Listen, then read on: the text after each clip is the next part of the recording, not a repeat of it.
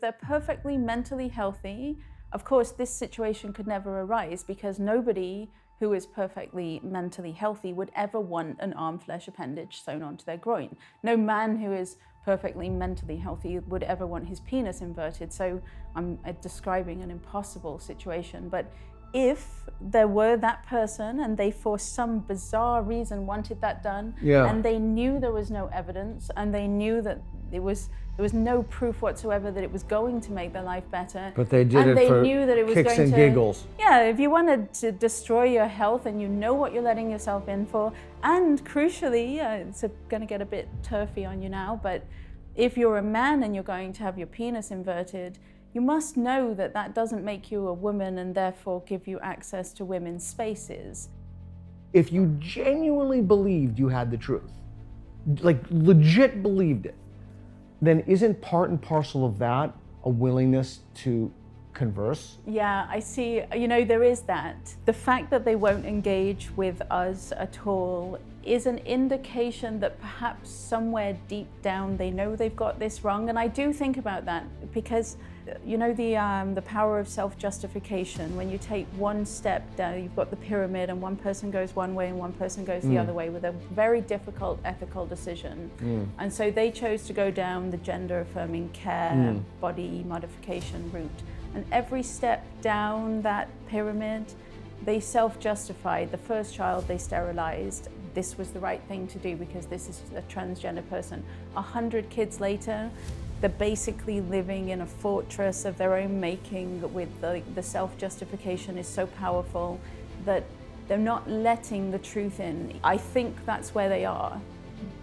They made this decision. If they see what we see, they have to see that they are monsters. And so they're just not letting themselves see it. I think that should give us courage, exposure to other people's perspectives. It's moving us in a good direction. I just finished a very intense, fantastic conversation with Mia Hughes. She's a journalist, researcher from Michael Shellenberger's nonprofit, Civilization Works. She's also the author of the WPATH Files. We're here in Lisbon, and we talked about trans issues, transgenderism, and all that encompasses. I hope you enjoy the show. Mia Hughes, thanks for coming on Conversations with Peter Boghossian. What brings you to Lisbon? I'm here for the Genspect conference. I'm speaking on the first day. What are you talking about? So the title of my talk is actually, it's very mildly worded and I don't think it does justice to what I'm going to say. It's called Gender Dysphoria, an Incomplete Diagnosis. And what it doesn't say is that I think gender dysphoria is the most harmful, the most destructive, and the most dangerous diagnosis in existence in psychiatry today, but quite possibly ever in all of psychiatry. Really? Yeah. So for those of us who don't know your work, there are many people who are trans advocates who are, so shall we say, not happy with you. So what's your shtick? Like, how did you get into this and what do you do? It's a good story, actually. So I was a stay-at-home mother. I lived in Taiwan for a number of years. I met my husband, had 3 children. And then I was a stay-at-home mother, which is something I never saw myself being. You know, as an adolescent, didn't even want kids. And then my kids were all in school. I got a job. I was a teacher before, so I started teaching again. And then COVID hit. Yes. My kids did a day and a half of remote learning before I realized this is definitely not for us. So I pulled them and I homeschooled them all the way through COVID. And during that time, I discovered, well, before that actually, I'd already discovered that something wasn't quite right with this gender issue, this trans issue.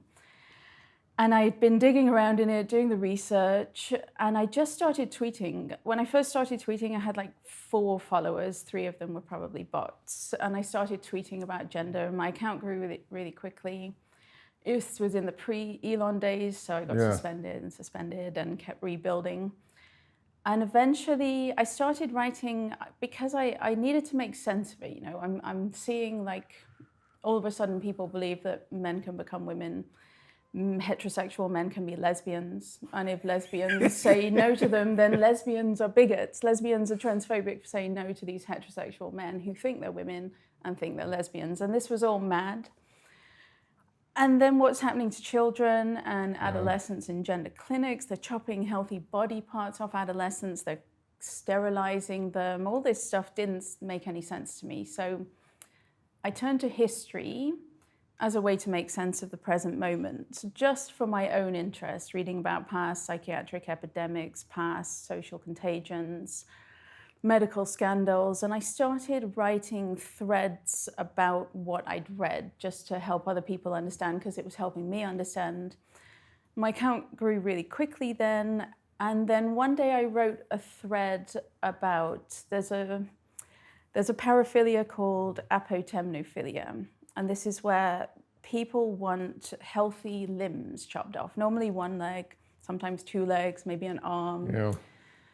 And they're sexually aroused by this idea and they fixate on it and they want healthy body parts chopped off. So I did a thought experiment comparing that to the trans thing, and imagine if we had a world in which children were told they could be born with amputee identities and kids start having their legs chopped off. And on that day that it went viral, a man called Michael Shellenberger showed up in my DMs and offered me a job. Now, I didn't know who he was at the time, so I turned him down. But he was persistent, and I eventually ended up going to work for Michael, writing about gender. And then he got this stack of documents that is now known as the WPATH Files. Right. So it was leaked internal communications from the World Professional Association for Transgender Health, and that's the reason we're in Lisbon right now, is because so are they, and we kind of follow WPATH around the world. But for Michael, I turned the WPATH Files into a 70-page report that then was released in March. Reed and I were talking about that. Okay, so you're here for that. That's an interesting story. I got a couple things lingering on my mind. I just want to ask real quick. What was it about it when you saw in COVID your kids' school? Like, what was it about it that you said, well, wait a second, I have to homeschool them? Was there any one thing? Well, I mean, first of all, let me just say my youngest was grade 1, and then I had grade 3 and grade 5. So we're talking children. Yeah. And they're online, they're staring at a screen, they're supposed to be able to focus. Oh, so it wasn't the content then? It wasn't anything anybody said? No, it was nothing really. I mean, I got firsthand, I had heard about the land acknowledgements. My eldest child had told me that there were, in Canada we are here gathered on the unceded territory. You just give the land back. Forget the exactly. acknowledgement. If you feel that much guilt, give the land back 100%. instead of just saying how terrible it is that we're on this stolen land, but we're not going to give it back. And doing it in perpetuity, by the way. And to children, to grade 1 children, every day when they start school, every morning, making them feel guilty for living on stolen land, that's psychological abuse. Yeah, and it's also performative because they don't do anything. Of course, it's stupid. It's like, I knew that was happening anyway, so that's not why I pulled my kids. It was just that I don't believe that's how children learn. Sitting in front of a screen, whole class of kids, teachers trying to keep their attention. Okay. It just wasn't for my children. And homeschooling was wonderful and amazing. My children have precious memories. They blossomed and they thrived, so it was great. It's almost the opposite of my children's memories. Okay, well that's good. Did you homeschool? No, my kids were older, but they were not happy about it. They lost a lot. Yeah. Like everybody, they lost a lot. Yeah. So let me set something up. I'm gonna throw something out. I'm sitting like this because I have a bad shoulder, not because I'm defensive. So let me throw something out to you. So Stella O'Malley is the organizer of the conference. And I called Stella and I said, hey, I have an idea. So let's invite the WPATH people, because that's why she does Genspect, same city. I think it's literally one street over, right? They're not far, I did look. Yeah, so let's invite them to go on stage and have not a debate, but a conversation. Like, what do you believe and why do you believe it? And then she said, great, she invited them, they didn't come. So my presentation is gonna be, I'm gonna try to make their arguments better than they could. That's mine. Okay. So I was figuring, maybe we could use this as an opportunity to test it.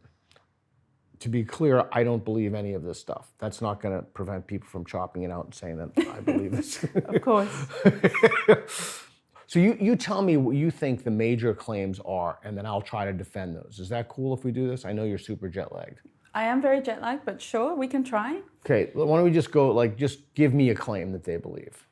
Sex is a sign of birth, or just any claim. I mean, to me, it all rests on the core belief that they have that I don't share, is that there's such a thing as a transgender person, that this is a natural, healthy variation of human existence. It is not a mental disorder. It's, some people are just born trans. That's where everything that flows out from that is going to be in complete opposites, because I don't believe that and they do. Okay, so let me see if I can defend that belief, and then just have at me. So the idea is that there's just such a thing as a transgender person. Okay, so let me ask you some questions to tease some things out here. Do you believe that gender falls on a spectrum? First, you need to define gender. Do you believe that some women are more masculine and some women are more feminine? Of course. Okay. So we've got that. So at the extremes of that, some women are extremely masculine and some men are extremely feminine. Still with you, yep. Okay, so we agree on that. So would you agree that some women are so masculine that they feel like men? I wouldn't say they feel like men, because no woman can ever know what it is to feel like a man. Women only know what it is to be a woman. I do know, because I've spoken to many butch lesbians in my career, is that it's difficult to be at the extreme. So you stand out, you get snide remarks, funny looks, if you're extremely gender nonconforming. And there's a lovely woman, Carol, she's in California, a butch lesbian who transitioned way back in 2014 or something. Or I think she detransitioned in 2014. And she told me she's as butch as it could possibly be. And she told me that she transitioned to be invisible. She just had a breast cut off, took testosterone so that she could go out into the world and not be a masculine woman. But that doesn't mean she is a trans man. She was ever transgender, because there's no such thing. She was just a butch lesbian who got tired of the homophobia that she encountered every time she left the house. So in that case, she's a woman who, at least at one point... She is a woman and always has been. Okay, always so will be. She is a woman. I'm trying to take the stance here. So she's a woman. She was a butch lesbian. She was masculine. She felt that she wanted to be a man. She underwent surgery to attempt to make herself look more like a man. I assume hormones are in that suite of things that she did. Okay. So isn't that sufficient evidence that she is trans? Oh, right. Well, you'd have to define what is trans. In my mind, when WPATH's talking about trans, a person is transgender, that to them means they have, well, okay, we can take it a bit further. Okay. They believe in the existence of a gender identity, which I do not. So they believe that there's something that resides within us all that is called a gender identity. It's like a psychological sex or something. Like a soul. A gender soul residing within you. There's no scientific evidence for this. It's just a bonkers idea that someone came up with and they ran away with because they wanted to disguise what actually is driving trans-identified men to say that they're women. That's autogynephilia. They want to disguise the fetish, the paraphilia. So they go with this gender soul. It's much easier to sell to the public. And then you've got people with male bodies who have a female essence within them, and there's nothing you can do to change that. You can't change the female soul, so the only thing you can do is change the body. That to me is what they mean by transgender. Okay, so isn't the existence of extremely butch lesbians who want to remove their body parts, wouldn't that be sufficient evidence to believe that? I mean, we're working under the assumption that these people are sincere. They that are they're not- sincere. I do believe they're sincere. Yeah, okay. So we both share that assumption. So isn't that sufficient evidence to believe that there's something, some kind of gendered spirit or soul? No, that's just evidence that people have varying degrees of masculinity and femininity, and it exists on this spectrum that they're always talking about. But a woman can be as masculine as she wants, but she'll still always be a woman, and there's no essence within her. I came across, I don't know if you want me to go here, but I came across... Go wherever you want. Yeah. When I was trying to make sense of all of this, I've been doing this for years, I finally, a few months ago, came across a concept that helps me make sense of it anyway. And I think it's from like 1892 or something. Carl Wernicke, he was a psychiatrist, and he came up with this concept of the extreme-overvalued belief that sometimes societies get attached to this overvalued belief. It's not true, it's not real, it's just a belief. And so like people can commit terrible acts of violence or do terrible things to themselves or others in the service of this belief. So in my mind, and he's like, it's not a delusion, because a delusion is individually held. It's a crazy belief, but only you have it. Everyone around you doesn't share it. It's a culture-bound syndrome? It's very similar to culture-bound syndrome, but it's a belief that gets out into society, and large numbers of people subscribe to it. So it's not an obsession, because that's internal. It's something that large numbers of the population in your cultural group, they believe it, even though it's not true. And then all hell breaks loose. And so the way I see it, WPATH, they are invested in this overvalued belief that we possess gender identities, and that this gender identity can get trapped in the wrong sex body. And the only way to help these people who have this mismatch is to chop body parts off them and castrate them and whatever. But none of it's real. It's just an overvalued belief that many members of society have, for some reason, latched onto. When you say none of it's real, what do you mean? I mean, it's a extant phenomenon. What do you mean none of it's real? Well, what I mean is there's no such... This is not going to be popular with trans activists. Who cares? I don't care. I've invited them. They won't come and talk to me, so you... All right. That's why I'm trying to do the best to represent their opinion. Look, we literally invited WPATH. I put out multiple tweets for them to come on stage, so who cares if it's not popular with them? If you don't like it, come in and have a conversation with me, or else shut the fuck up. Yeah, go ahead. Right, so there's no such thing as a transgender person. It's a political identity. It's not an innate variation of human existence. If you take away, I'm going to say this tomorrow or the next day in my talk, but if you take away the political identity of transgender, throw it in the rubbish, it's worthless. Okay.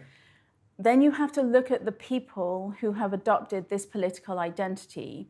And what do you see when you look at those people? You see autogynephilic men who want to alter their body to become the object of their own desire. You see a tiny number of extremely gender non-conforming homosexuals who most likely want to... There's varying reasons, I think. Partly transition, alter their bodies to be invisible so they don't experience homophobia when they leave the house.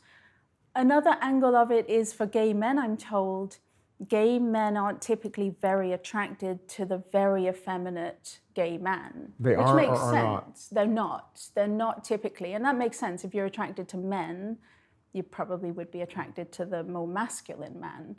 So I'm told. This is not something I've confirmed, but somebody who knows a lot about this subject told me that. So you're asking the wrong guy, but go ahead. Some of the very effeminate gay men transition so that they can have sex as a woman, because it's difficult to find a partner as a very effeminate gay man. I'm not completely sure about that, but... And then you look at the rapid onset, the culture-bound syndrome, the social contagion of all of these kids who are just swept up in a cultural moment because at this time we are infatuated with gender and we're bombarding them with messages. They're just confused, lost kids. And Okay, so let's bracket the kids for a moment, because I think that's kind of a separate conversation. Okay, so two things. One, what's the problem with any of it? Like, why does this matter? And two, by your description, it would seem that, I guess it depends on what you mean by real, but this is a real thing. Like, they're sincere, even if it's a cultural bone syndrome or a psychosis or a mass delusion. Who cares if they want to chop off their breasts? Right, well, my point, what I'm saying is doctors need to treat the patient before them. They don't need to treat a political identity. They need to treat the person who's sat before them. So it's no good in a medical setting to have this identity that is not real in the sense that diabetes is real or whatever. Like, the doctor needs So there's what you mean by that there's no test for it? It's a political identity. It's fine if you want to identify as transgender and make sense of your life through that label, that's fine. But that doesn't belong in the medical setting, because in the medical setting, doctors need to treat the person before them. So really what I'm saying is, I see. if you're going to embark upon a very drastic, health-destroying medical pathway, know why you're doing it. Don't do it because you believe that you're this type of person, transgender, it's innate, it's natural, it's healthy, and that, you know, we should celebrate it. Don't do it for that reason. Be grounded in reality. If you're doing it because you have a paraphilia and you want to embody the object of your own desire, be honest about it, is what that. you're saying. Yeah, your doctor should know that. You should know that. You should be grounded in reality. If you're a homosexual and you want to transition because you want to be invisible, know that. Because Carol, that's what she told me. She bought into the whole gender thing, this idea that she was trans, because that's the idea loose in society. She transitioned to be invisible, but she told herself she was a trans man. She was kidding herself at the time, telling herself she was trans. And then she was invisible, but she still wasn't a man, and she was aware of that every single day. Okay. And then she detransitioned. So had she gone into it grounded in reality, everyone should go into it grounded in reality, knowing what their motivation really is, not believing themselves to be a type of person that actually doesn't exist, a transgender person. Okay, so there's obviously a lot to unpack there. Yeah. So you're not against the idea of people receiving a medical procedure like a double mastectomy, again, bracketing the kid stuff. You're not against that in principle. You're against that if the people are not honest about why they're doing it. Like, if the people think they're doing it for one reason, but they're actually doing it for another. Right. Well, let me. Is that? I don't want to put. I'm trying to. Not really. Okay. Let me be clear. Okay. I think I've done so many interviews, and I think sometimes it comes across as if I want the whole thing banned. I want all. I didn't get that impression at all. Other people have got that impression, believe me. In an ideal world, it never would have started. In an ideal world, back in the 1910s, 1920s, when the Germans started doing this, that never would have happened. We never would have unleashed this experiment it's supposed to be medicine, but it's not medicine, because medicine should not destroy healthy bodies.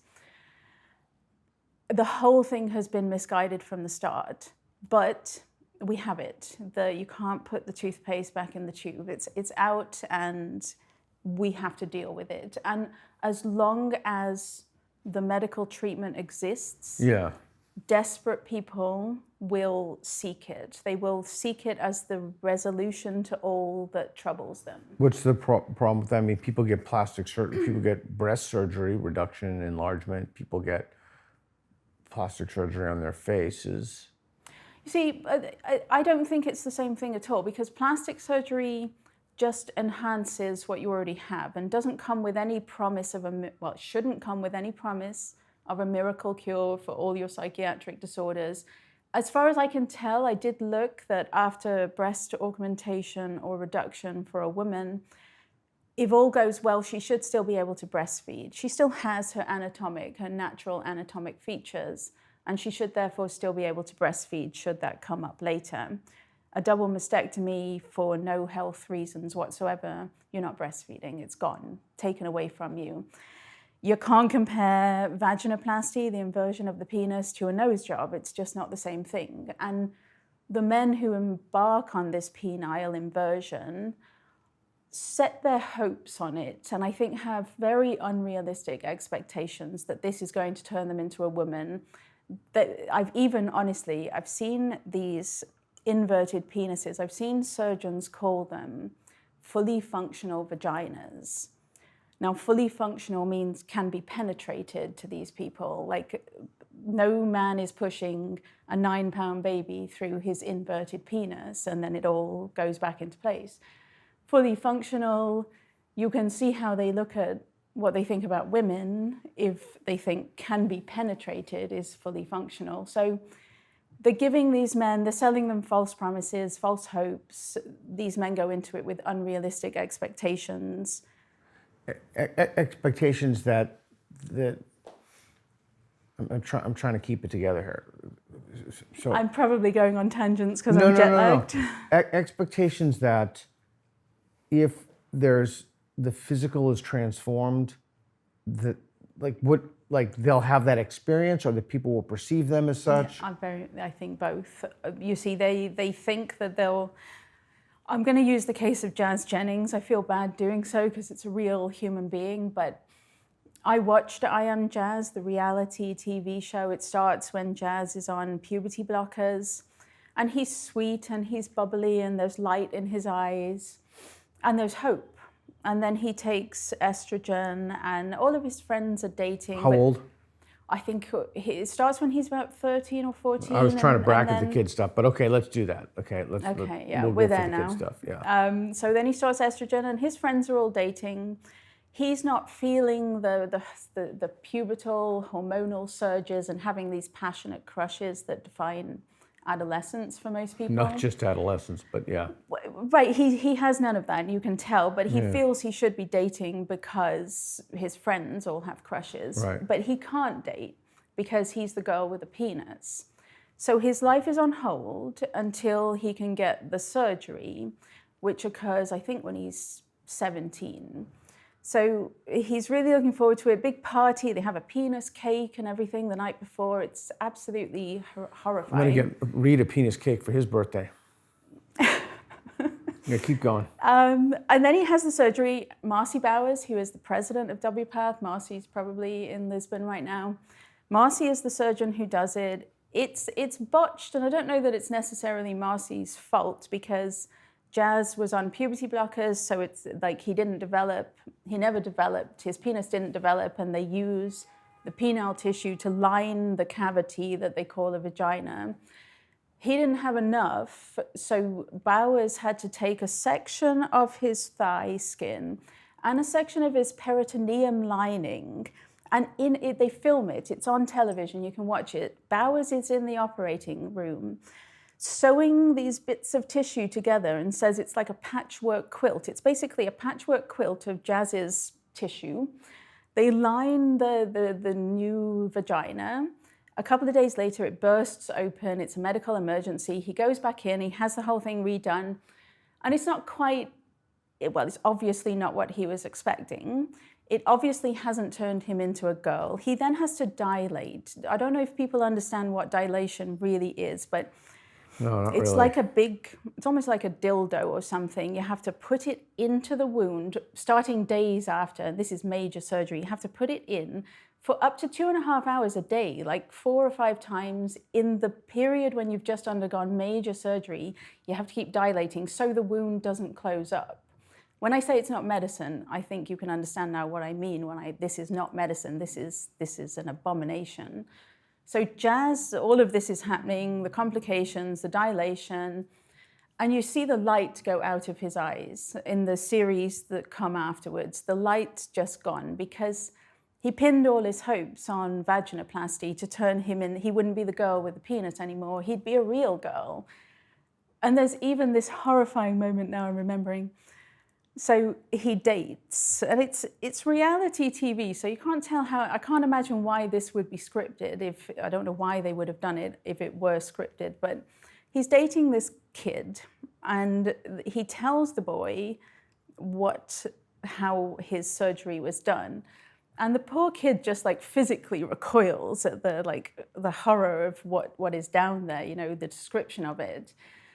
And I think that's a lot of it. If these men or these kids are going into it thinking they're going to get a fully functional vagina, that nobody will be able to tell the difference, and then they end up with that, and then they end up with people recoiling at the sound of it or the sight of it, that's not making your life better, is it? Okay,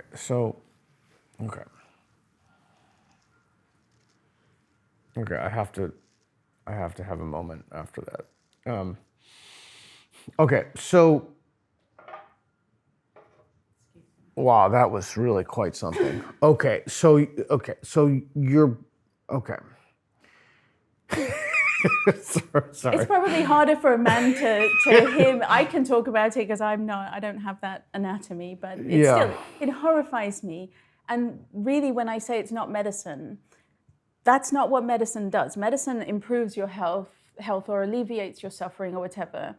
What they did to Jennings and what they're doing to all these men, and goodness me, do you know what? Can I talk about phalloplasty for a moment? Can I go there? Yeah, that sounds like a good idea. We're on the it's not medicine, okay? So let's say you've got a girl, you've lied to her, you've told her she's a boy, she's trans, and she's this different type of human where you can be female, but you're actually a boy. So you've lied to her, she's growing up, she's on testosterone, she believes herself to be a boy, but she has breasts, and that doesn't make any sense. So she has her breasts cut off. And then she wakes up from that surgery, and it's all, it's ghastly, and there are I've scars. seen the pictures and of all the smiling with the surgeons. I know, the smiles, and they don't reach the eyes, I don't find. They're smiling, but there's pain in their eyes. But then, so after she's done that, she has no breasts, she's on testosterone, she has a choice at that point. She can live as a man with a vagina, but then she'll always be a man with a vagina, and she knows she's not a man.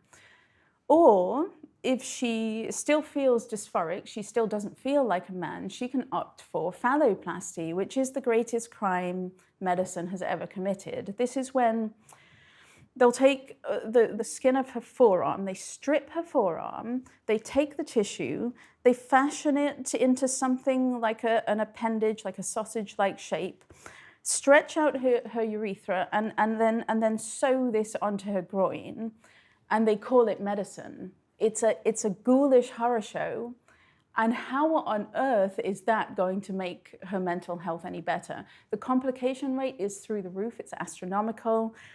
There's the option of it can be a limp arm flesh appendage, or you can have one with a pump fitted in. So when it's time, you just pump it up, and is that going to make you feel like a man? Is that going to improve your mental health? Is that going to solve all of the... So you pump this flesh up. Yeah. And it becomes erect. Yeah. And then you do whatever it is that you do with the person or people you're with this thing. And there's no orgasm. Well, I mean, they honestly, there's so much self-deception, there's so much self-delusion. So when they've taken the tissue from the forearm and they've fashioned it, they somehow use the clitoral tissue. It's supposed to be attached in some way. So they will tell these girls that there's still a possibility of orgasm. I cannot believe that there is. But many will report that they have orgasms, but that's your self-deception. If you have made all of these choices, you chose to have this arm flesh appendage attached to your groin, you get to the end and it's not made you feel any better, it's not made you feel like a man, I think there's a really powerful self-deception where you just keep telling yourself, this is what I wanted and this has made me feel better and I am having great sex and whatever, but I'm sorry, I don't believe it. I just don't.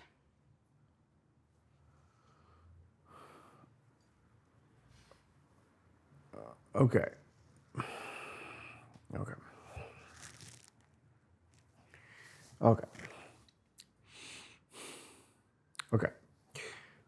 Sorry. I think we strayed rather far from wherever we were. But I think that's kind of a reasonable reaction. But all right, so how many people are we talking about here? Are we talking about closer to like how many people are we talking about?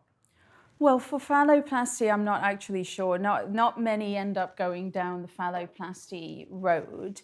I did look at some numbers recently because I've been focused on the diagnosis of gender dysphoria. So I was looking at the number of people diagnosed with gender dysphoria, and like the Manhattan Institute did an analysis of insurance claims and found that between, I think it was 2017 to 2023, about 400,000 kids, so under 17s, had an official diagnosis of gender dysphoria, which is a nonsense diagnosis that means absolutely nothing. That's 400,000 kids, and that's just insurance claims. So it's going to be higher because there will be people who... It means nothing. Why? Because the institutions are captured, or why? Gender dysphoria, you want me to go there? Because that's my thing at the moment. It's a nonsense diagnosis. Oh, well, finish the story, and then, I mean, I have so many questions. But... Yeah, numbers are really difficult because the US is basically where most of it's happening, and you don't have centralized record keeping. So like say 400,000 diagnosed with gender dysphoria, that's 17 and under. Those are the ones with insurance, so there's way more than that. Then I don't even know how many adults. Okay, so let me ask you a question. So assume that we had a mechanism for, and we don't, but let's just accept by fiat for the purpose of the conversation. Okay. As a thought experiment, that we have a mechanism to figure out how satisfied people are with this 5 years, 10 years, 15 years, 20 years.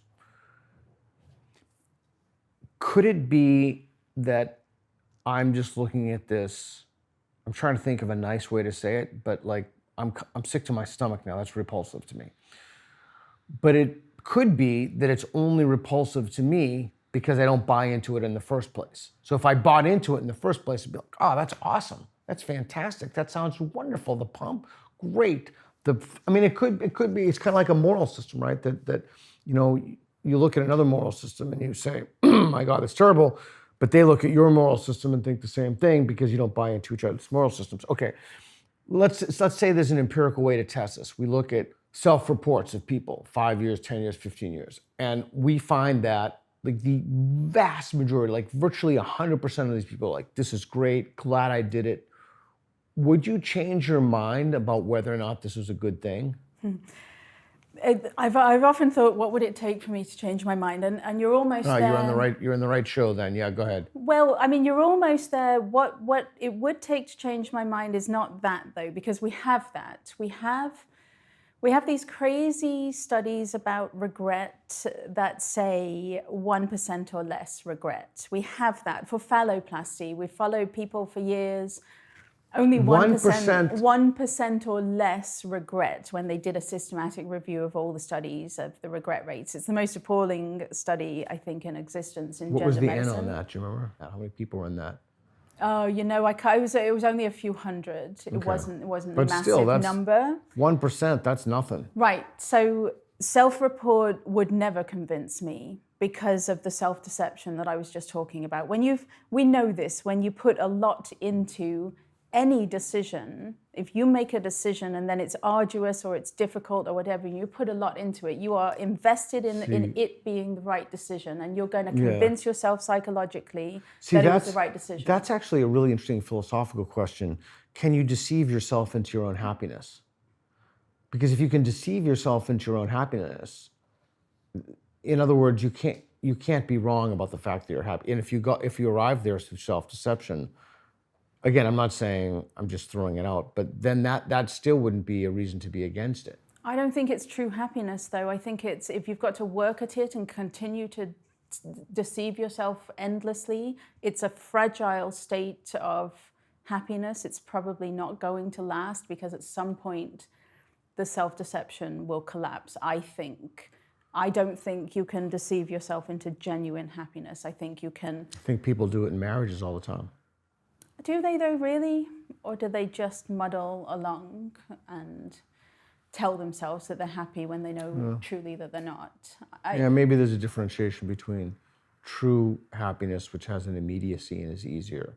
And okay, so anyway, so back to this. So what would it take to change your mind about this? Like, all right, what it would take, I think, is, well, something that could never possibly happen, I do believe, is like if you could show me a randomized control trial where you take a whole group of people who identify as transgender, half of them you do the medical route and half of them you do psychotherapy, and at the end of 20 years, these guys on the medical pathway are happy and thriving and their life is wonderful, and these guys on this pathway are depressed, miserable, and most of them have killed themselves. I agree. But you couldn't do that because the institutions are all compromised. Simply not possible, but that would convince me. Yeah. I'm absolutely convinced that these people over here would be much healthier and would be thriving. The autogynephilic men may be separate because the erotic drive it's a burning desire for them. I've read some crazy stories about the lengths that autogynephilic men will go to if they can't get the surgery. But for the most part, I think most of them on the non-medical route, if people really tried to help them and help them understand what's going on in their life and why they've come to this conclusion, these people would be happier and these people would not. What's the this in that sentence? This conclusion. What's conclusion? The surgery? Well, no, I mean, all of the people, you've got this group of people here, they're transgender. Yeah. So they've basically, if you're transgender, you've come to the conclusion that in order to be happy, you need to have healthy body parts chopped off, you need to have genital surgery, you need to have all the hormones and everything. That's the conclusion you've come to. And I think you can, if you could have the two tracks, give one what they want and give the other psychotherapy to help them understand why they came to that conclusion. By non-compromised people, by non-compromised therapists, by independent therapists who use the best available evidence. Doing their job and getting to the root a key of the qualifier. problem. Yeah, okay. Right, so that's all I think, that's where I think we need to go. We need to help everyone understand. I believe they've come to the wrong conclusion. I think it's the wrong conclusion to think that you need to have your penis inverted in order to be happy. It's the wrong conclusion to think you need to have an arm flesh appendage sewn onto your groin in order to be happy. That's the wrong conclusion. But it could be that that's just the wrong conclusion for you and me. It could be that these people engage in this. I mean, some people engage in truly crazy behavior that makes them happy. Have you ever seen an MMA fight? I have, yes. Okay, so that's crazy to me. Yeah. Like, it's completely crazy that someone would risk that kind of brain damage, head injury. Like, it's totally insane to me. But yet those guys are like, love it. They're totally happy. People engage in crazy activity all the time. But for them, it makes them happy. So maybe for somebody, it makes them like overjoyed to have their genitals removed. The thought of that is wonderful. The thought of having the pump, the thought of removing the skin from their arm. Maybe I know it's crazy to you and me, but different people have different proclivities. They have different sexual urges. They discharge those urges in different ways. So maybe for them, this is just fantastic. This is the best thing ever. I would need to see evidence of that, in that the problem, I think, with the medical transition pathway is you've made the decision that this is going to make you happy. Yeah. And the only way to know whether or not you were right is to go all the way to the end. And so what we need is, we need to find all of these men, all of them, every single one who's ever had his penis inverted, and look at his life and how he's doing. Don't just ask him if he's happy, because he's going to say yes, probably. He made that decision. Track them all. Show me that they're living thriving, healthy, happy lives, and I'll maybe revise my opinion. Find all of the women who've had their arm flesh appendage sewn onto their groin and show me that they're living happy, healthy lives. But the problem is, I'm not able to understand how that could be the right decision, because I value health. Okay.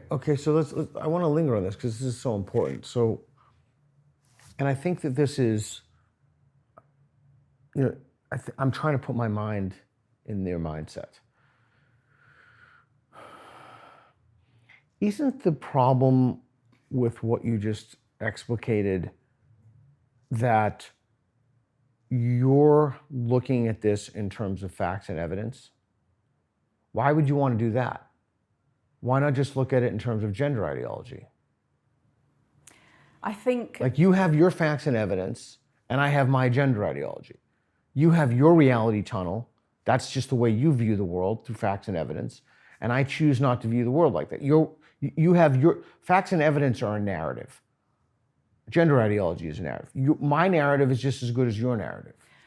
I'm not entirely sure, though, that, I think medicine needs to be grounded in facts and evidence. I think but they don't. But I'm going to argue from their perspective, but I don't think that at all. It's very dangerous, though, to base an extremely drastic medical treatment pathway that really does destroy the health, overall health. It takes decades off a person's life. It can go catastrophically wrong.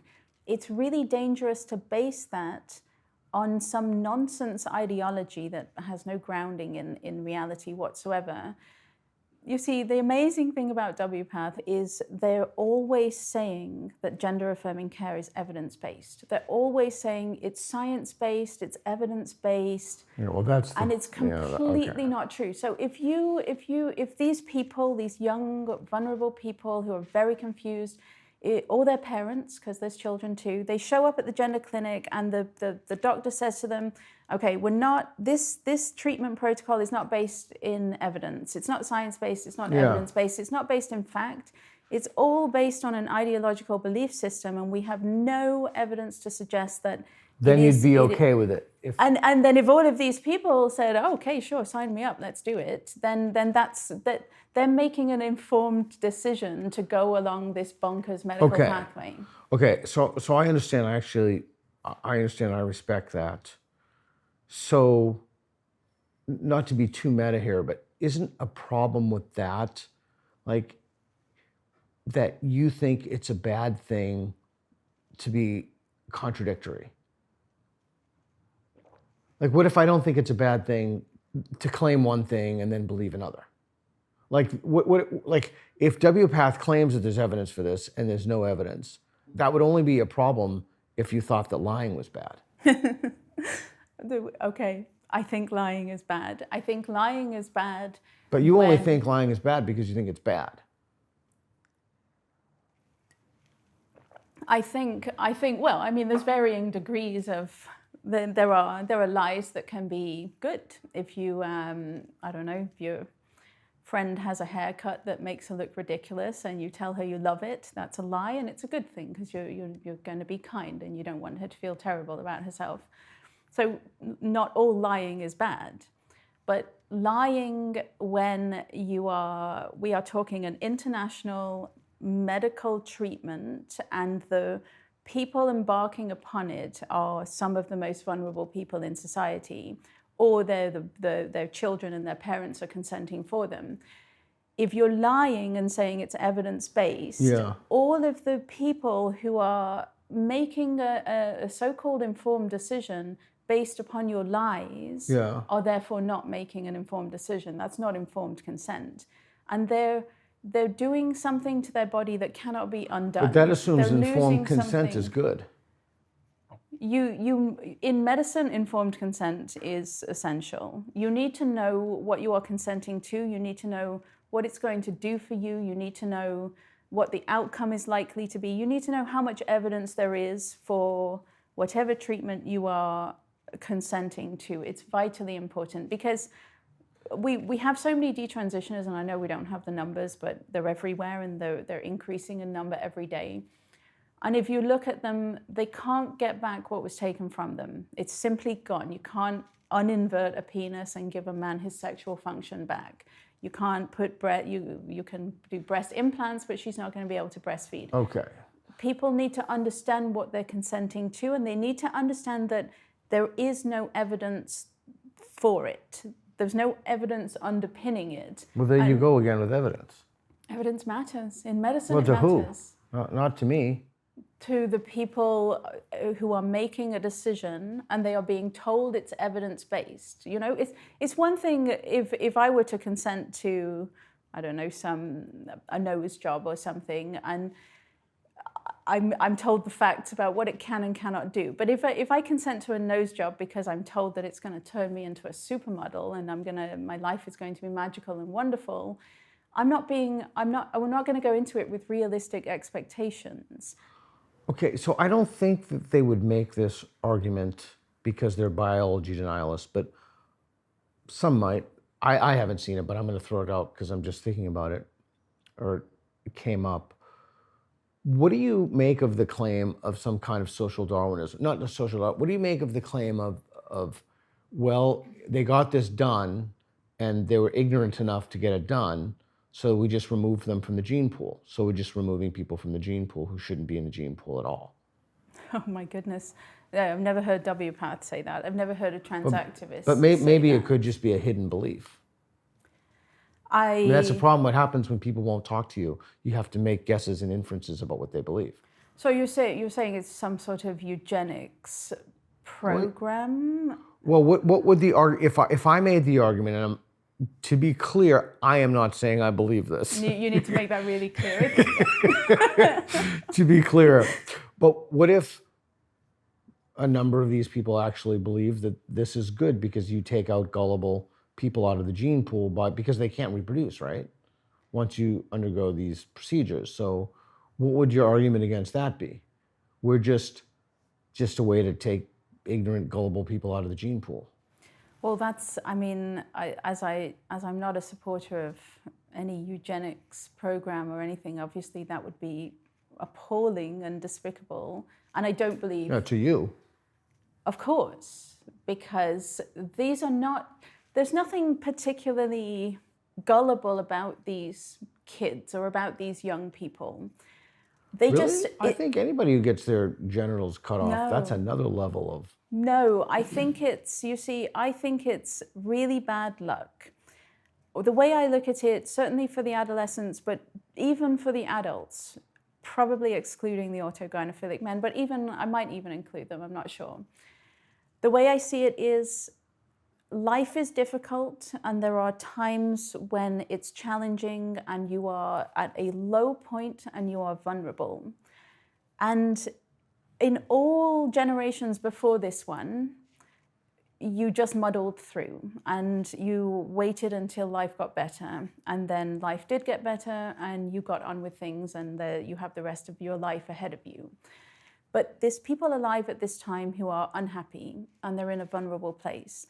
There is a poisonous idea, a poisonous ideology lurking in the shadows that, should they collide with it at the wrong time when they're at their lowest point, and it sells them a miracle cure. Yeah. This is why you feel so bad, because you're transgender, and this is what you have to do to live a happy, healthy life. It's hormones and surgeries, and because they met that idea at their lowest point and they were vulnerable and they were desperately looking for a solution, they ended up on that path. But I could have ended up there, you could have, any one of us could have had, when we were younger and we were still developing our identities. There's nothing you could have ever said to me to time. convince me. I think you're dead wrong there, to chop off my penis.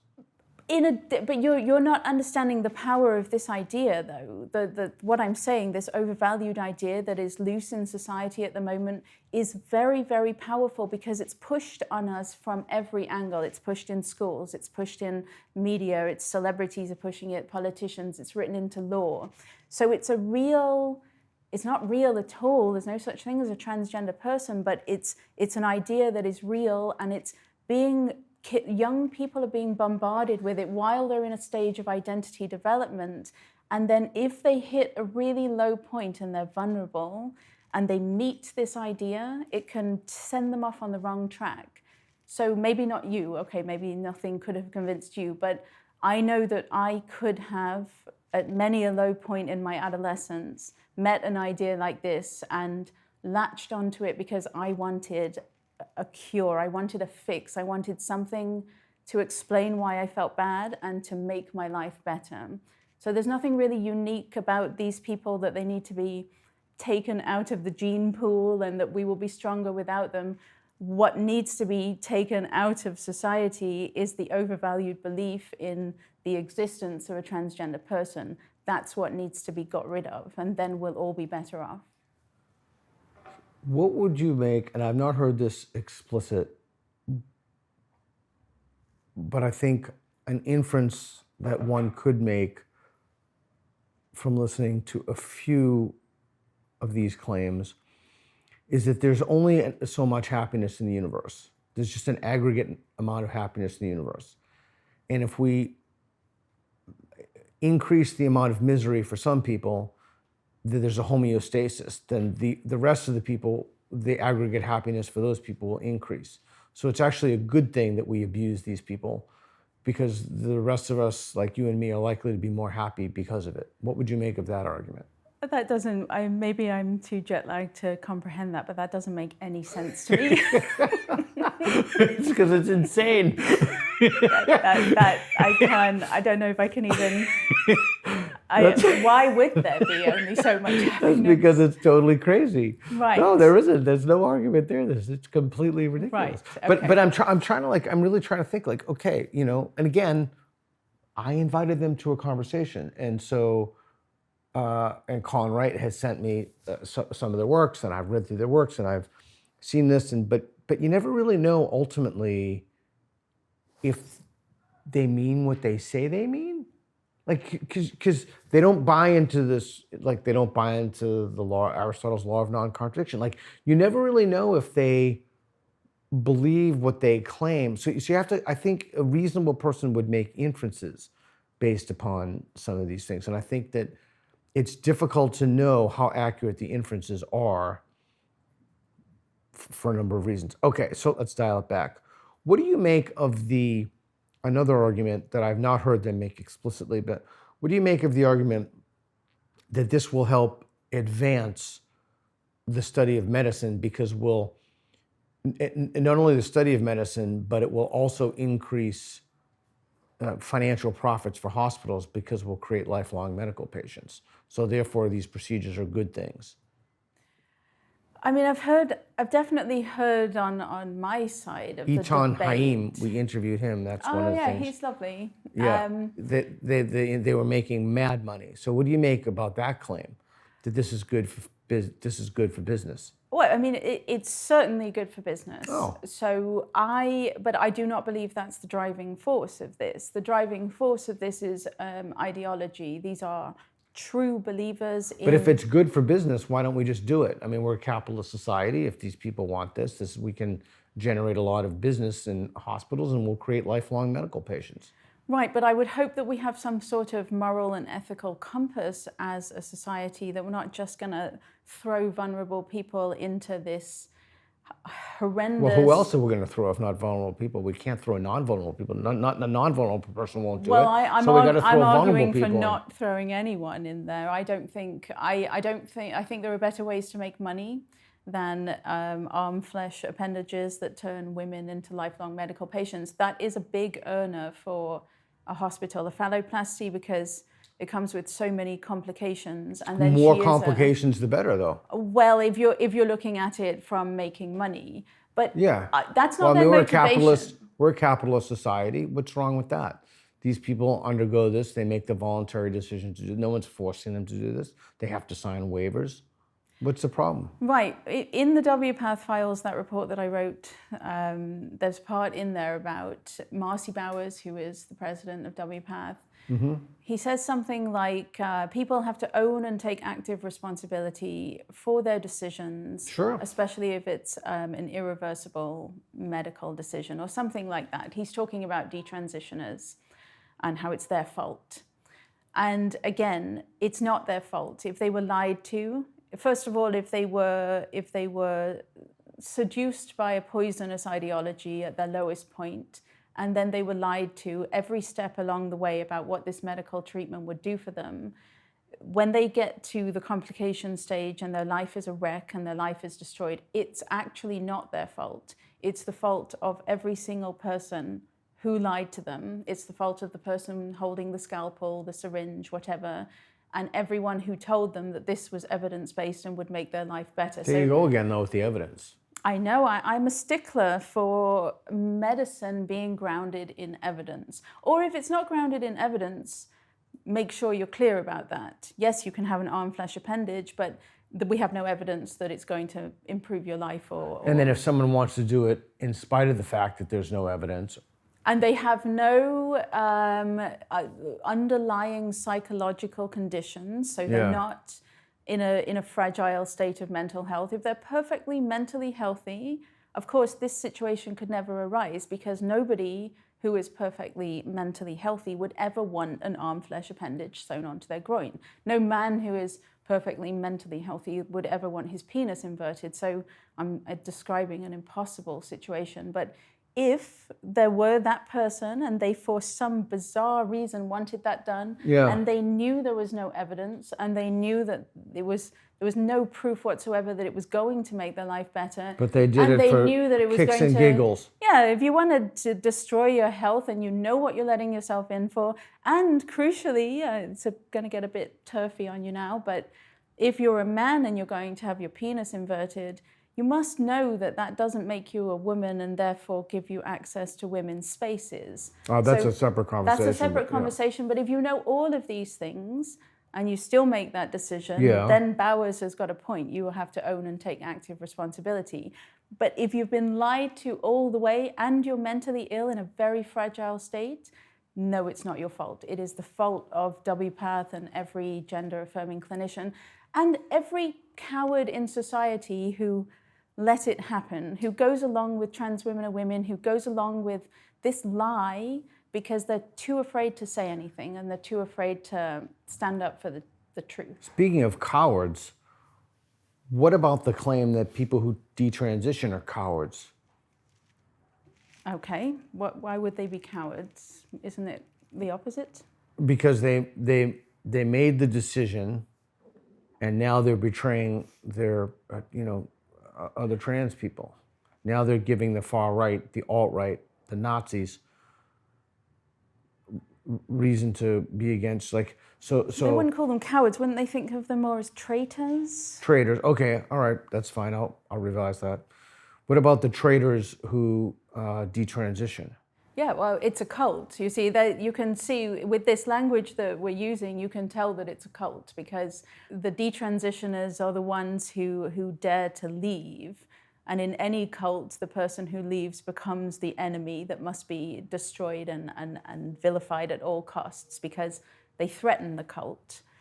So you can tell that it's a cult when they call detransitioners traitors or when they attack them in this way. I don't understand, how could it be a cult and weave its way up into the highest levels of our institutions? That's not a cult is like a fringe, like Jim Jones or something. Like if gender ideology were truly a cult, then it wouldn't have woven its way into the bedrock of every major U.S. institution without exception. Right. So, all right, it's not a cult in the traditional sense. It's got most of the features of a cult, but we're living in a different world now from, I don't know, Jim Jones and his Kool-Aid and everything, in that the internet has changed everything. And so when in the past a cult required a charismatic leader and everybody in a location and separated from their families and doing their things on their commune or whatever, we don't live in that world. The internet has changed everything and we don't know how to live with the internet yet. But I think we're going to have to face up to the fact that cult-like groups exist online and can be much more, can reach many more victims. Well, Rachel Levine is the Surgeon General, and she or he, depending on... Assistant Secretary for Health and Assistant Human Secretary Services. of Health and Human Services. Well, this is the thing. So this is a cult it's a cult-like group. What I mean by cult is you've got your in-group and your out-group. So like, if you're in the gender world, you have your own language, you have your own beliefs, and anyone who deviates even slightly, those are the enemy. You don't talk to them. You have nothing to do with them. Right, exactly. So it's precisely. very cult-like, and I think we've got to understand that this cult-like behavior But what with if the internet? But what if thrown they into the actually mix? are the enemy? So basically, I'm trying to make sense of this, right? I'm trying to make sense, like, what would somebody who advocates this believe? Now, in a normal world, again, for the millionth time, you would simply ask them. So I'm trying to make sense of this. What should I be asking you? Like, I want to embody this position and ask you, what should I be asking you? What would a smart, thoughtful person say to this? I'm sorry, what? To what? What's Like, to this phenomenon. Like, what should I be asking you if I were one of these people? So let's say I'm from WPATH. Say I'm one of the main speakers who we invited to talk. What would they be saying to you to try to refute your position? Well, I mean, they would be convincing me that all of the people that want this medical treatment are transgender. I keep coming back to the same point, but that's it. Is they're true believers in the existence of a transgender person, and there's no other way to help a transgender person than to give them this brutal medical pathway. There's nothing else you can do. There's no other way to alleviate their pain and their suffering, which is why I'm the enemy, because I want to take away the only way to alleviate their suffering. And they're a vulnerable, oppressed minority, and it's very difficult to be transgender. So why would I, this evil woman, want to take away their only chance of happiness? Okay. So why not just let them do it? Why not give them exactly what they want? We have done that. That's the world we live in. We're in that world right now. WPATH has been given everything they wanted. It's still happening in the US and Canada, Yes. which is an abomination, but we live in their world. So we give them everything we Right. want. So I would throw this out to you. We give them everything they want in perpetuity with one condition. Nobody is allowed to detransition. You made a decision, you need to stick to that decision. Right, but you didn't make a decision. Well, they clearly made a decision. They signed off on it. Well, all right. I mean, they were lied to. There you go again with the lying, though. Yeah, it's important, though, is it not, to understand? Not if you buy into the ideology. It's totally irrelevant. You see, if you buy into the ideology, the only thing that's important is furthering the ideology. You can lie, cheat, steal, kill, murder, anything you want. Dox people's families. You can do anything you want to discharge the impulse, your impulses that the ideology is right and true. So why should I listen to you about lying? Who gives a shit about lying? Right. So what you're saying is we should just allow hundreds of thousands of young people, more if we can help it, to millions, go down the whole a country. path Everybody is pre-epistemically trans until they've transitioned. Yeah. So if we just chop off everybody's genitals from birth, then they can make their own choice what they want to do. Okay. I don't really know what to say to that.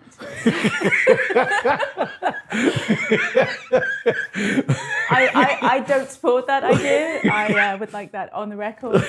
I'm not into that at all. You radical. I am. You turf radical. I'm evil for saying so, I'm sure. But I just, for me, I think as a decent society, you have a moral responsibility to look out for the most vulnerable. And, I love medical scandals. That's how I basically got my whole career, was just by researching medical scandals and writing about them. And the medical world does this very often, gets swept up with an idea that has no grounding in reality, and off they go. And they ruin lives until society, or lawsuits often, around them forces them to snap out of it. Stop, you can't do that anymore. Multiple personality disorder in the 1980s, 1990s, that's the last time psychiatry went completely mad. Ruined a bunch of lives based on an idea that had no grounding in reality, based on no evidence, no science, and they just destroyed families, completely destroyed women's lives and their families. You could say that, well, why stop them? Why would we not want to have a whole bunch of women in their 30s suddenly accusing their fathers of the most horrific child sex abuse that did not occur because some crackpot therapist put the idea into her mind under hypnosis? It's very damaging, but why would we stop that? Well, we stop it because it's really bad for the woman. She now believes that her loving father has abused her in the most horrific way for years and years and years as a child. She has those real memories. And her father, her loving father, now has that accusation hanging over his head, and he has to live with the fact that his daughter thinks he did that. There was no grounding in science. We forced them to stop. They would not have stopped because they were true believers. And those of us who were not true believers had to step in and say, no, that's enough. You can't do that anymore. You're ruining lives. It's the same thing with trans. It's not real, but they're true believers. And it's the duty of all of us who see what they're doing and see the harm to step in and say, no, you can't do that to vulnerable people anymore. Okay. And if I'm wrong about this, let me know. Do you think one of the primary differences between someone who would argue for this position and someone who argues for your position would be the role they think that truth should play in society in one's life? So the reason that WPATH has been extraordinarily successful is because it's the citizens, I don't want to say fault, but the citizens have allowed this, because truth and epistemic adequacy and, well, the whole suite of propositions, they don't care about those things. And so if they don't care about those things, what's the point in fighting it would be what? To protect the vulnerable people? Or are you going to try, is there an intrinsic contradiction there? Like, because you don't value truth, you actually hurt vulnerable people more. Whereas if you value truth, you wouldn't hurt vulnerable people. I'm just spitballing this. I'm thinking through this in my head right now. I'm thinking through this out loud because it's interesting. I had someone on the show and I volunteered her to speak to, I've never done that before. Maybe I'll do this with you too. Maybe why don't I do this? Why don't I ask you if you'd do this? Would you be willing, if somebody contacted our team who in graduate school in sociology, to go in remotely and give a guest conversation, maybe like 10, 20 minutes, and then have students ask you questions? Because they don't get any of this. They get literally none of it. And it could be just because they think they have the truth and they think they're trying to protect vulnerable people, but they're not. But the only reason that they would believe that is because they haven't seen the other side. So would you be willing to have conversations with people? Of course, of course. I fly down to Stanford next month, and I'm going to be doing something like that at Stanford, which I'm told they're going to put me through my paces. But absolutely, I'm always happy to talk to people. But I don't know who you're talking about who values truth. Like WPATH, they believe that they value the truth. They just have a different truth. How would they figure out if that's true? How do I know that they think that they are grounded in truth? Well, let's start with that one, yeah. The reason I'm quite sure of it, I've spent a lot of time thinking about the motivation because I spent so long in the world of WPATH, reading their words, listening to them talk. It's been years of just listening to these medical professionals talking about what they're doing to these vulnerable people. And you think that they think that they're in possession of the truth? I'm completely convinced. I think there might be one or two bad actors in there who are in there because they really do want to cause harm. But I think the vast majority, almost all of them, genuinely see a transgender person in their clinic or wherever they encounter them. They genuinely see a transgender person and they genuinely think that what they are doing is the right thing and that they are helping them and that they are making their lives better. So explain this to me then. If they genuinely believe that, if I found an electrician, for example, and I said, and I know nothing about being an electrician, do you genuinely believe, and I Googled or with ChatGPT or whatever, like, what do electricians do? And they would say yes. And I would say, okay, tell me why. They would tell you why. If I found a hardcore Christian and I said, do you believe Jesus walked on water? I'd say, absolutely. Do you believe he was resurrected and rose from the dead? Absolutely. Would you tell me why? Absolutely. You could find in almost any area of society a chef. What makes a good, chocolate chip cookie? People would tell you. Why won't they converse? If you genuinely believed you had the truth, like legit believed it, then isn't part and parcel of that a willingness to converse? Yeah, I see. There is that. There is the fact that they won't engage with us at all is an indication that perhaps somewhere deep down they know they've got this wrong. And I do think about that because the power of self-justification. When you take one step down, you've got the pyramid and one person goes one way and one person goes the other way with a very difficult ethical decision. And so they chose to go down the gender-affirming care, body modification route. And every step down that pyramid, they self-justified. The first child they sterilized. This was the right thing to do because this is a transgender person. 100 kids later, they're basically living in a fortress of their own making with the self-justification is so powerful that they're not letting the truth in, even though the Cass report in England has come out to say there's no evidence. Cass, Sweden, Finland, Europe is mostly backing away. So at this so point in the medical scandal... So do you still think that they still believe it? I still think that they... Okay, yeah, I still think that they are convincing themselves. Okay, but so it's you like see my this, point then. Yeah, I do see your point. It's like this... you can convince yourself of happiness, but it's not real happiness that we talked about earlier. It's the same thing that I still think they are clinging to the decision that they made, and it has to be the right decision. I'm going to bring in a lovely concept that Megan McArdle from the Washington Post wrote about. She was talking about Walter Freeman, the transorbital lobotomy inventor, and how he spent... Wait a second. Wait, what? Okay. Transorbital lobotomy? Yes.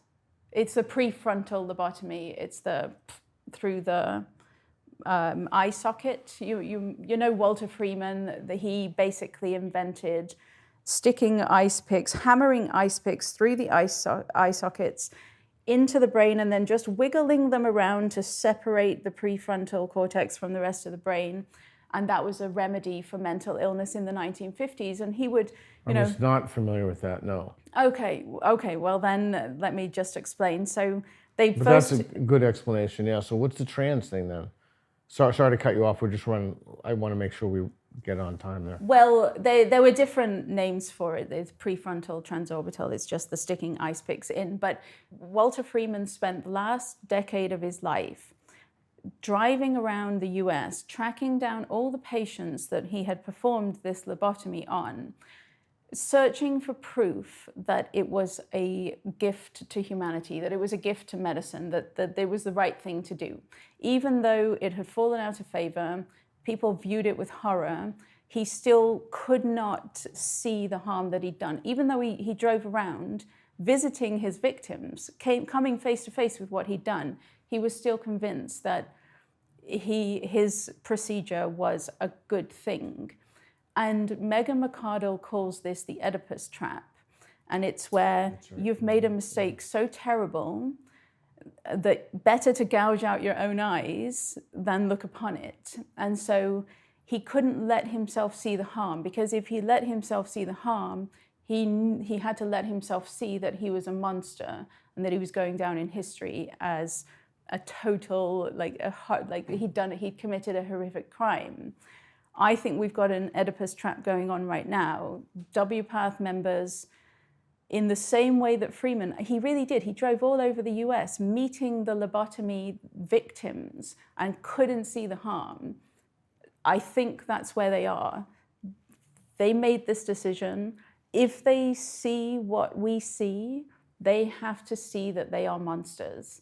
And so they're just not letting themselves see it. You think we're going to dig our way out of this? I do. I absolutely do. You see, the thing about the medical side of it, I do. Because the thing about medical scandals is they do always end. Then there will be lawsuits. Lawsuits will be hard to win, to be honest, because when you bring a malpractice lawsuit against a doctor, they can fall back on the fact that they were just following WPATH standards of care, because we let this... Why did they choose WPATH? WPATH was up until very recently, the professional group setting the guidelines. Yeah, but isn't it their fault that they followed WPATH? No, if you are a doctor, clinician, and you're following the standards of care that are widely followed in your field, I don't think you're medically negligent, or it's very hard to prove malpractice if you're following the standards of care. So to me, I really the American Academy of Pediatrics is already named in a lawsuit for their guidelines that were based on zero evidence. I think it would be great if we can start actually suing WPATH. And the things that we've learned about WPATH there's an Alabama case where we got 2 million emails in the discovery process. So we can see in black and white the fraudulent nature of WPATH. The evidence is right there. It's going to sound extreme, but when I was reading those discovery emails, I could not shake from my mind that some people actually belong in prison. There should be long prison sentences. Like, to me, if you can go to prison for embezzling money, some of these WPATH members belong in prison for the fraudulent behavior. I mean, I not only do I agree, I think the hospital administrator should be in prison too. I think a whole lot of people deserve a long time behind bars for this. Okay, so you're optimistic in terms of the scandal long term. Do you think there's anybody who's going to say, you know what, I am so sorry, contrition, I made a legitimate mistake, I was hoodwinked, I shouldn't have done it, I've ruined my friendships over it, I've harmed people, I'm so sorry. Do you think we're going to see a single person to adopt that posture? I think we might see the occasional one or two, but the vast majority there will be those that try to just distance themselves and pretend that it never happened. And I think... Gaslighting, you mean? They're going to gaslight.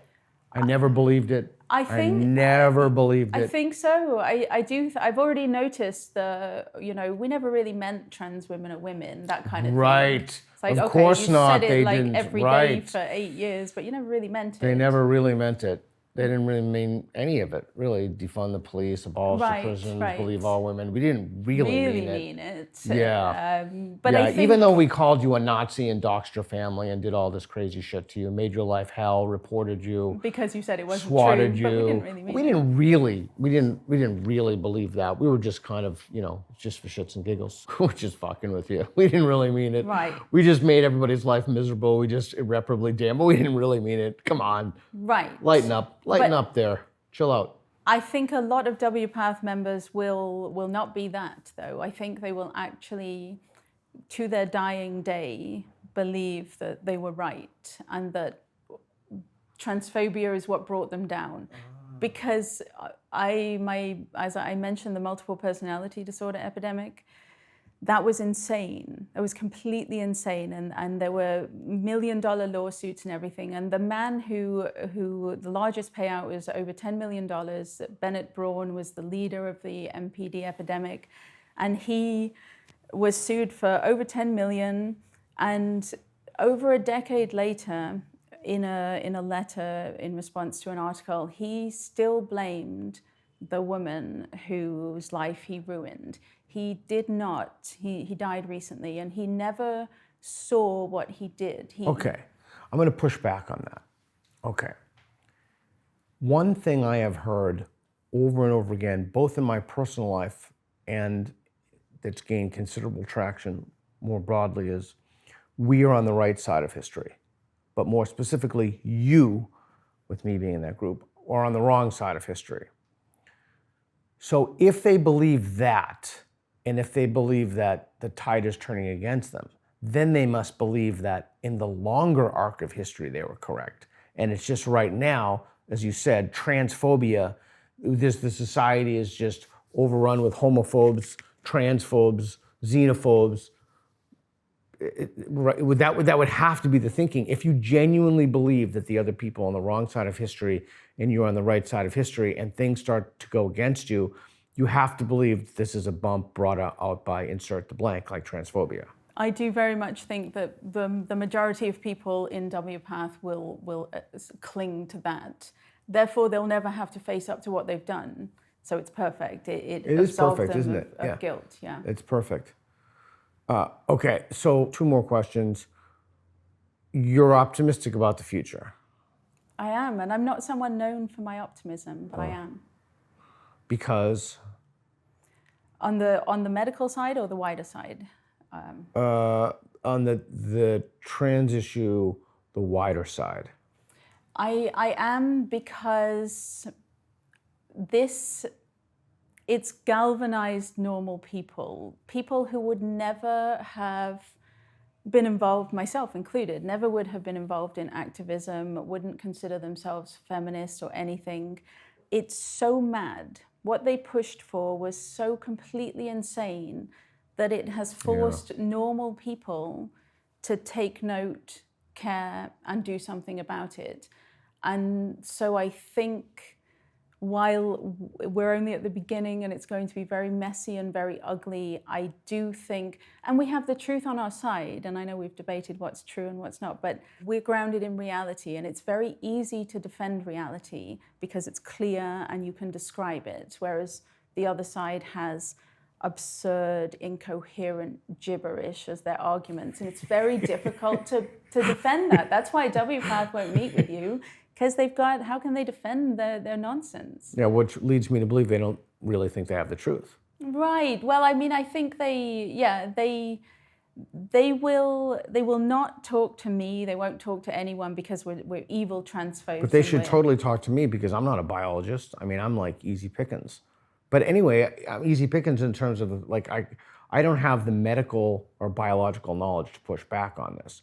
But the point of that was like, let's take a look at what you believe, why you believe it, what it's based upon.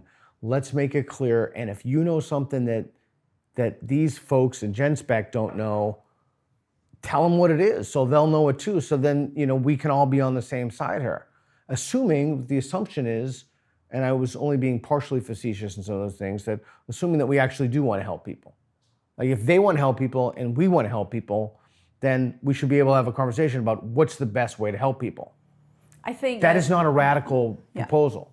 Their argument is we're so deplorable because they have to make that argument. They have to. And how much is there? I often wonder, I put myself even into the surgeon, the teenage girl is out cold on the operating table and he's about to, or she's about to slice off her healthy breasts. At any point, is there a little glimmer in the mind that says, she's just a child and she has her whole life ahead of her.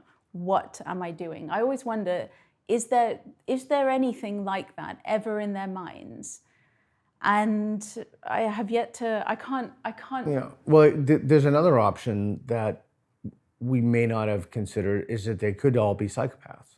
I don't believe that though. I think I don't believe it. I think there might be one or two. That one in Florida, the Sive Gallagher, I think she's some form of sociopath, psychopath. But no, I think they're true believers. But then true believers, but is there a glimmer of doubt anywhere? Yeah, I honestly don't know how to answer that question. It's a fascinating subject to think about, even though it's horrifying and depressing at the same time. Well, I'm looking forward to your talk at Genspect, and hopefully you can come to mine. I'll be at yours for sure. Okay. Keep expectations low, then you can only be pleasantly surprised. I likewise. Okay, yeah. Fair enough. Well, thanks for coming on Conversations with People Coaching. We appreciate it. Appreciate the work you do. Thanks for having me. Yeah. Where can people find you?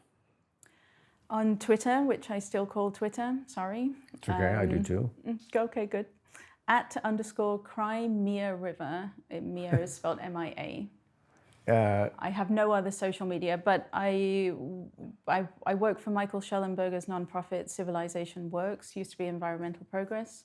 So my report will be released on there, and Michael will be amplifying it as well. Perfect. I think he's in Austin now.